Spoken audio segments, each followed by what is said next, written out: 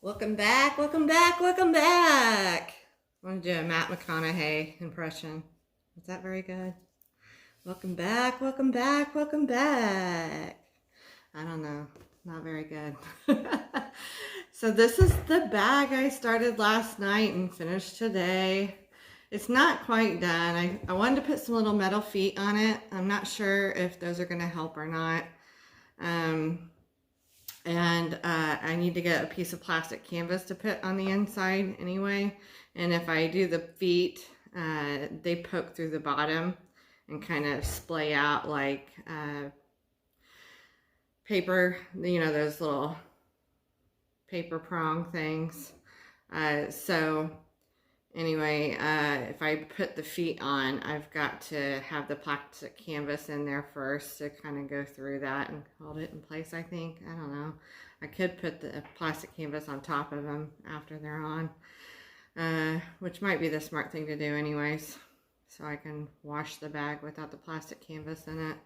Anyway, I stuck another bag inside it just to puff it out a bit for now. So this is 2 yarn tailed double throughout, and I'm just going to show you what it looks like first and about the dimensions. It is about, the base of it is about 10 inches wide, maybe 11 inches, and it is about 4 or 5 inches the other direction. It is oval. I did that just by stitching, I think I did an 18 or 19 chain, and then I increased around the ends of the chain, kind of in a rainbow shape as I went along. And then I used a sugar wheel throughout. It's the purples and lavenders. So this one was held all the way from start to ending, except for the final round where I just held this fun fur stuff. So I'm gonna pause this and I'm gonna bring the phone over here so I can show you the yarns and the placement and the yarn up close on the bag, and then you can see how I sewed the handles on. And we can talk about the increases and the chain stitch detailing around the bottom edge. I added that on top of like the turning edge that I had done. She's so cute. I love her. I've been wanting to make her for a while now. She's soft, and if you're out somewhere and you're traveling, you got yourself a little travel pillow, you know. It's nice. Just don't do it while you're driving. You need to have somebody else drive. All right. Okay, please excuse my messy table, and it's very scratched up. This is like the one part of the house I really don't care about the top of this table. We'll call it distressed, okay? It's very distressed. Me, I'm stressed. The table is distressed. So here's the bag up close. I'm gonna go ahead and take out this other bag I have in here that I sewed. See, I had tag on here. It says Lucky Jenny Designs. It's been a while since I made that one. Okay, so to start off with, like I said, I started with a base chain of about 18 or 19 chains, and then I just increased at each end, you know, like 4 stitches at each end, and then I kind of fanned it out as I went along. And if there's like, how I judge whether or not to increase is if there is space in a stitch after you do your regular stitch. If you see an air hole, then you probably need to go ahead and add another stitch to that curve in that hole, in that chain or that stitch. So if you see a gap in that stitch as you're rounding that curve, you probably need to add another stitch in that stitch. So this is the base. That's the common yarn throughout. And then I had this that I got. A lot of these yarns that I used, I got off of Marketplace. This is one of the Marketplace yarns. This I had from a clearance a couple years ago. I held this with it to start off with. Now retrospectively, looking back, I wished I had used this because I had plenty of this. And you can see that was the first boa yarn that I used. I wish I had used that from the base up to there, just so it would give it a nice thick bottom to it, because this is like bending in. It would probably still need the plastic canvas, but it's okay. It's still nice and thick. It's just not bulky. So I did use a K-hook and held my yarn pretty tight.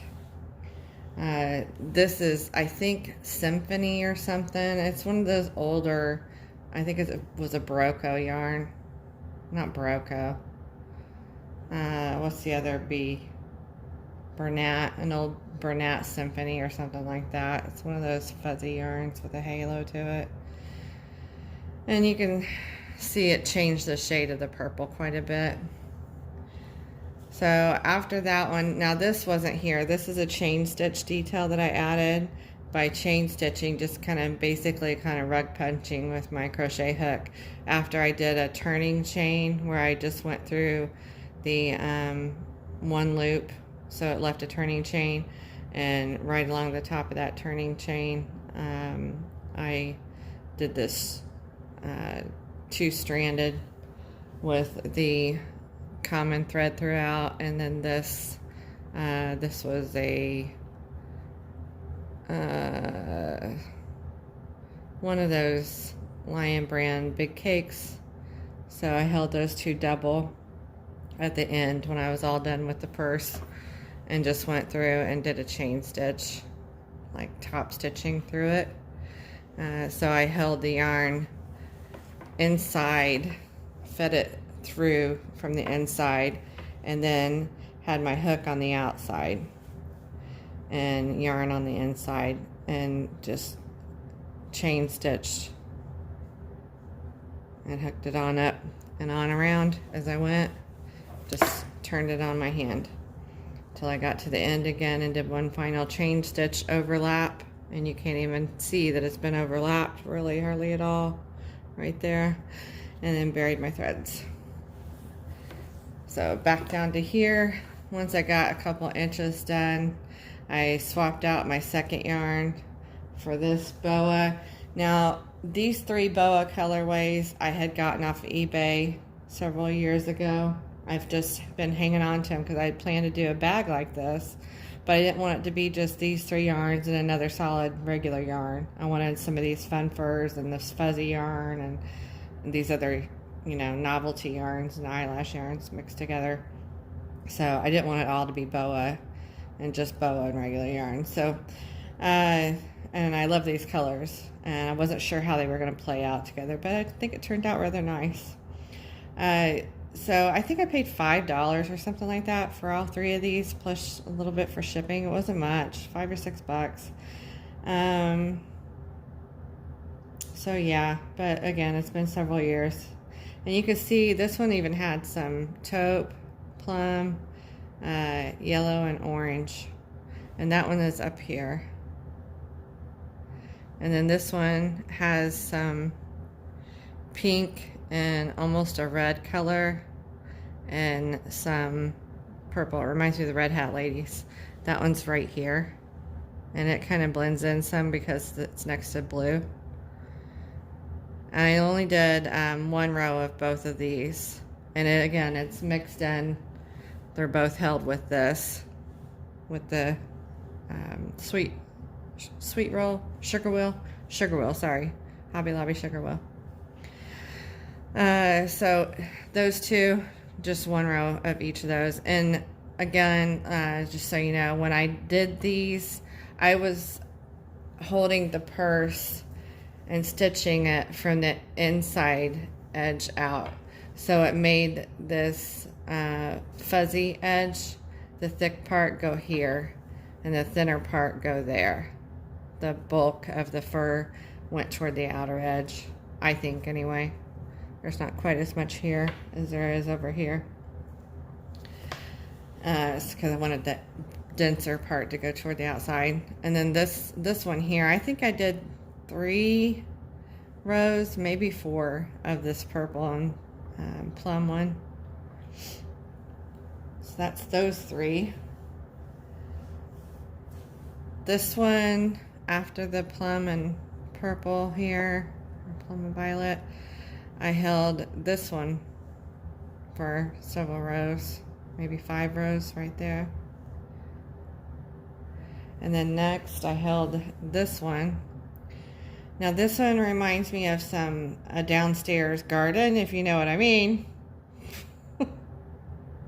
Some people do some downstairs landscaping, you know, that kind of garden. Yuck. So I didn't want to use a whole lot of it. I just wanted to use it very sparingly. And if it weren't a light color, I wouldn't have used it. So very sparingly, just 1 row of that, very lightly, and then went back to this. And then this one here, this one, it is, you know, I think this one was Bernat Symphony. This one, I'm sorry, this one might have been something else. I don't know what it is. It's old. I think it's older than this one. These are Bernat Boa. I think this one might be Symphony. I'm not sure, really.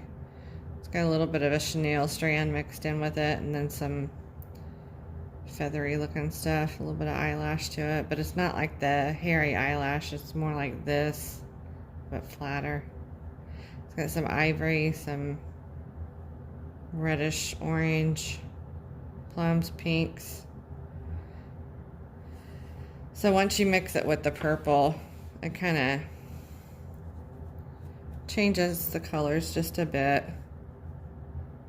So then I went to the other boa, the pink and purple, and then I went back to this. So I liked using this because it was a good medium value, and it's got a bit of glitter to it. So I went back to that quite a bit. I used it here, here, and here. Now I think it's good to use 1 constant color throughout, and then use 1 medium value throughout, and then use some colors that will pop, like these 2 pop, the glitter pops.